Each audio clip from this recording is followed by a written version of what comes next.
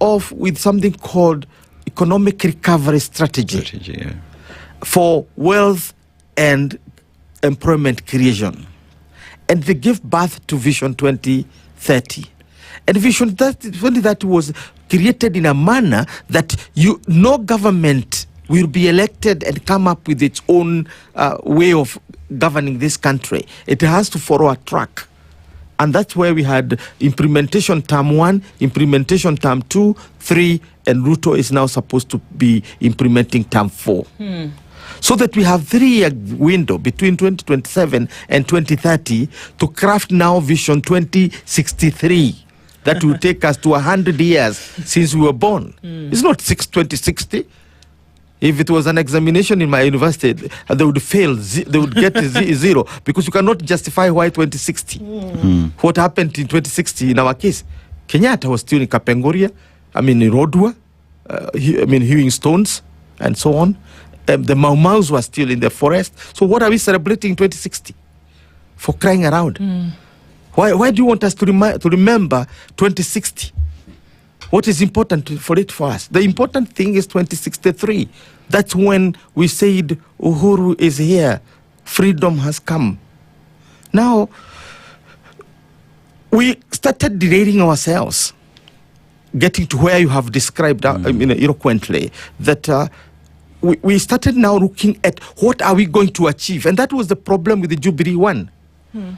2013 to 2017, and why we ended up in the violence of 2017 is because we did not want to be seen to be continuing with the Kibaki system. We wanted to craft our own achievements, a medium of achievements, and we came with the Jubilee manifesto and all these 299 things that we cannot do in 5 years. So we basically derailed Vision 2030 deliberately. Then we came to the second term, and instead of getting back, we just hewed the 3 things, like transforming the country into an NGO, implementing 4 pillars of whatever great this, great that, instead of sticking to what exactly we needed to add. Then finally, towards the end of that, somebody came up with not the end, but the means. We don't want to walk with our legs. We want to walk with our heads. Bottom up. You do know that all good things come from above. The rain, the glory of God, sunshine, you all come from above. What comes from below? Even the roots. So in short, we now focus on this, and that became the Hasra Nation. And the Hasra Nation has taken us where? Our economy is on the ropes.